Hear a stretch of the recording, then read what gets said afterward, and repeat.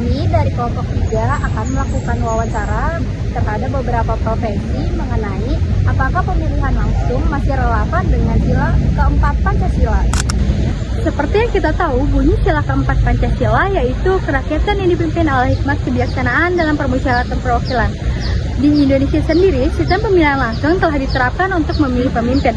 Lalu, apakah sistem pemilihan ini masih sejalan dengan nilai-nilai sila keempat? Untuk menjawab pertanyaan tersebut, kami tidak hanya menyampaikan pendapat pribadi, tetapi kami juga melakukan wawancara dengan beberapa narasumber dengan latar belakang yang berbeda, seperti mahasiswa, masyarakat umum, guru atau dosen, ASN, hingga tokoh lainnya.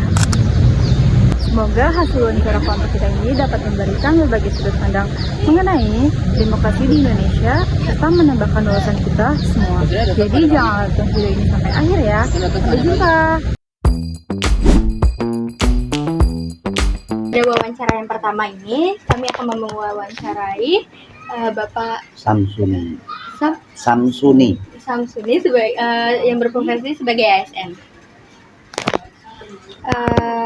Pertanyaan yang pertama, Bapak, apa pendapat Bapak tentang sistem pemilihan langsung di Indonesia saat ini? Oke, untuk pemilihan langsung dalam pemilihan presiden dan juga yang lain ya. Seperti itu, intinya sebetulnya ada banyak nilai positif dan negatifnya ya. Intinya tergantung dari endingnya nanti, padahal seperti itu. Di bawah sebetulnya udah bagus, tapi ending di atas itu kadang-kadang dimanipulasi. Akibatnya menjadi hal yang negatif untuk masyarakat. Lalu pertanyaan yang kedua, menurut Bapak, apakah pemilihan langsung masih relevan dengan sila keempat Pancasila? Kalau dilihat relevan, itu ya relevan, pasti semuanya relevan. Semuanya kembali lagi sebetulnya pada prakteknya yang tidak relevan gitu. Seperti itu.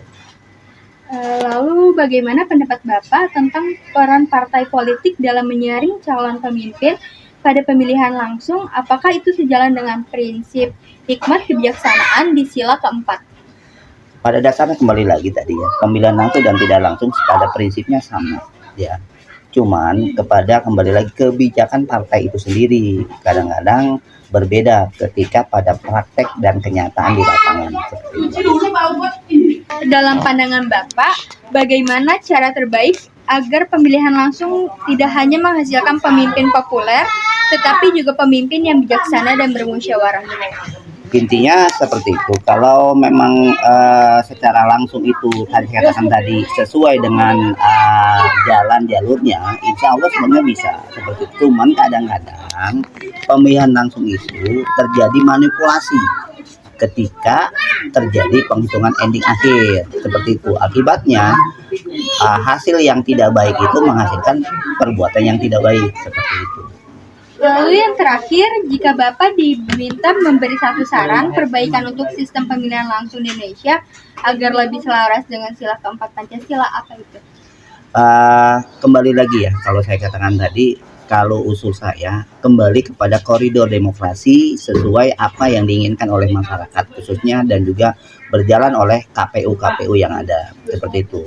Kalau semuanya berjalan dengan progres yang ada, insya Allah bisa. Tidak terjadi manipulasi. Kalau memang suara itu memang pure, itu suara masyarakat dan memang itu tidak ada manipulasi, insya Allah itu akan menjadi suatu kepercayaan yang akan didapatkan oleh masyarakat terhadap pemerintah yang baru seperti itu. Oke, baik Bapak, terima kasih banyak Bapak. Oke. Terima kasih ya.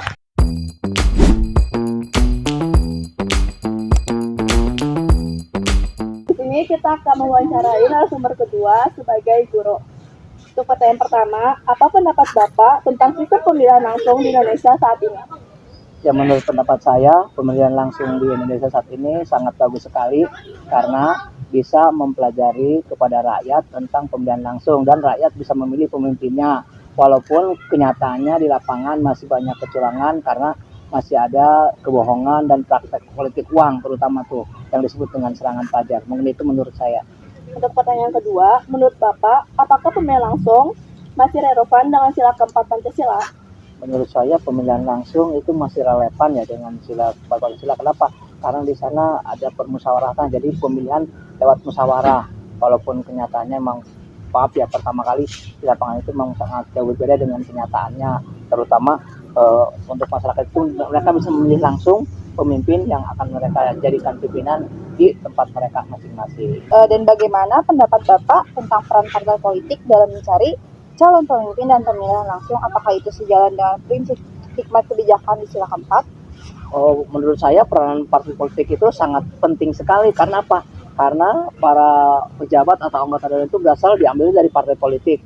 Jadi partai politik itu sangat sangat berperan penting untuk menseleksi calon-calon perwakilan mereka di anggota dewan. Karena lewat partai itu maka mereka bisa terpilih sehingga mereka bisa memilih rakyat memilih langsung dari partai itu sendiri gitu.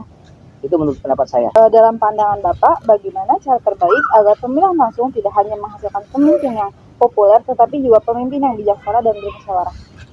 Ya, menurut pemimpin yang bijaksana itu tidak hanya populer, karena selama ini kan mereka hanya figuritas, jadi mereka hanya popularitas yang diambil, sedangkan kemampuannya untuk pemimpin itu tidak ada. Jadi kalau menurut saya itu sangat urgent sekali memilih pemimpin itu yang berkompeten di bidangnya, sehingga bisa mewakili rakyat dan bisa menjaga amanah yang diberikan oleh rakyat sebagai pemimpin di masyarakat. Terakhir, jika Bapak diberi satu saran perbaikan untuk sistem pemilihan langsung di Indonesia agar lebih selaras dengan sila keempat Pancasila, apakah itu? Ya, pemilihan proses belajar langsung itu sangat mendidik dan merupakan pembelajaran di masyarakat, sehingga mereka bisa menentukan untuk pemimpin mereka. Jadi untuk ini di lingkungan masyarakat tuh mereka bisa terbiasa dengan mereka membuat keputusan untuk memilih pemimpin yang mereka inginkan. Mungkin itu, terima kasih. Ya, terima kasih.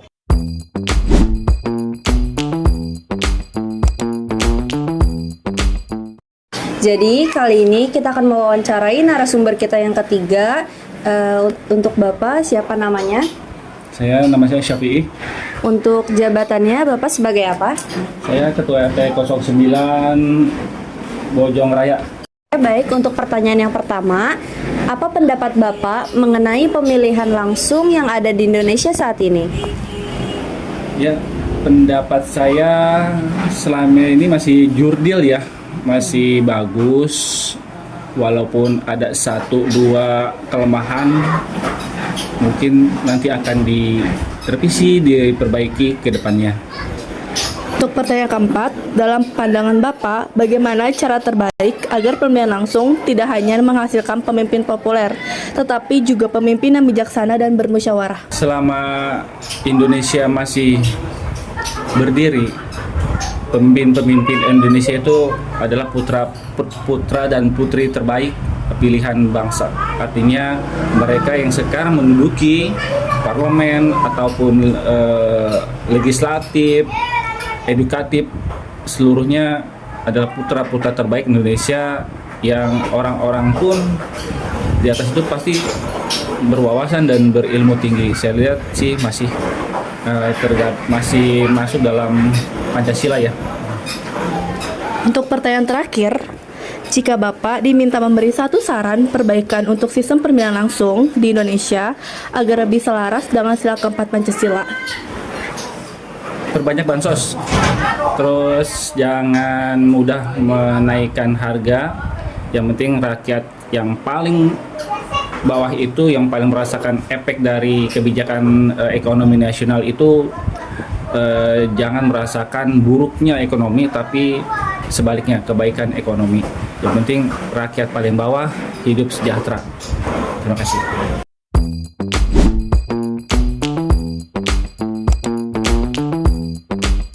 Baik, kita akan mewawancarai narasumber selanjutnya.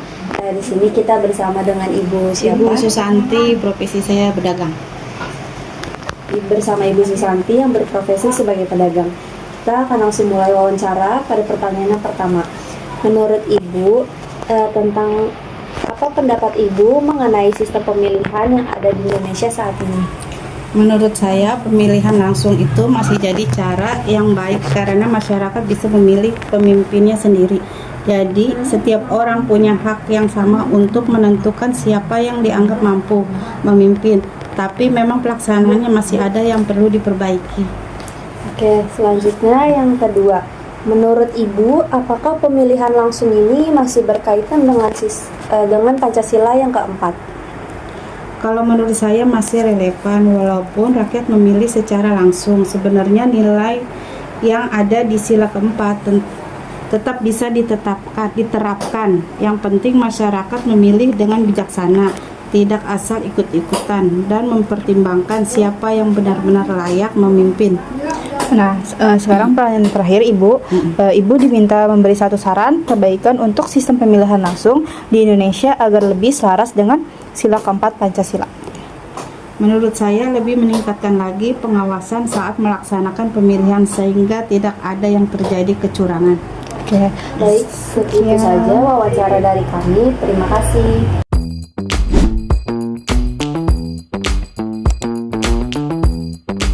Selanjutnya kami akan mewawancarai narasumber yang kelima. Perkenalkan, ini Kakak Dwi sebagai mahasiswa. Pertanyaan pertama, apa pendapat Kakak tentang sistem pemilihan langsung di Indonesia saat ini? Sebenarnya konsepnya udah bagus, karena masyarakat tuh, kita sebagai rakyat tuh bebas memilih, tapi sayangnya biayanya terlalu mahal, dari kayak dia meminta suara rakyat tapi kayak dengan cara dibayar atau segala macam gitu, terus kayak yang kayak perayaannya yang heboh-hebohnya itu kayak itu. Lalu menurut Kakak, apakah pemilihan langsung masih relevan dengan sila keempat Pancasila? Masih nyambung kalau buat urusan hak suara rakyat, tapi sering kelupaan sama esensi musyawarah dan kebijakannya, karena cuma fokus gimana caranya mendapatkan suara banyak. Jadi kayak misalkan saat pemilihan itu ada visi misi, mereka cantumin visi misi mereka, dan kita sebagai rakyat melihat itu di visi misinya itu, tetapi setelah udah terpilih mereka tuh lupa visi misi mereka, tugas-tugasnya mereka gitu aja. Yang pertanyaan ketiga, bagaimana pendapat Kakak tentang peran partai politik dalam menyaring calon pemimpin pada pemilihan langsung? Apakah itu sejalan dengan prinsip hikmat kebijaksanaan di sila keempat? Kayaknya partai politik sekarang tuh lebih sering cari calon yang cuma model terkenal biar gampang menang gitu, bukan nyari yang benar-benar pintar, ada bijaksana dan sekarang. Terus dalam pandangan Kakak nih, bagaimana cara terbaik agar pemilihan langsung tidak hanya menghasilkan pemimpin yang populer, tetapi juga pemimpin yang bijaksana dan bermusyawarah? Rakyat itu kayak harus makin cerdas pas dalam pemilihan, dan dari awal calon pemimpinnya itu wajib diuji secara terbuka biar kelihatan kualitas aslinya, bukan cuma model kayak pencitraan doang. Lalu yang terakhir nih Kak, jika Kakak diminta memberi satu saran perbaikan untuk sistem pemilihan langsung di Indonesia agar lebih selaras dengan sila keempat Pancasila, apa itu Kak?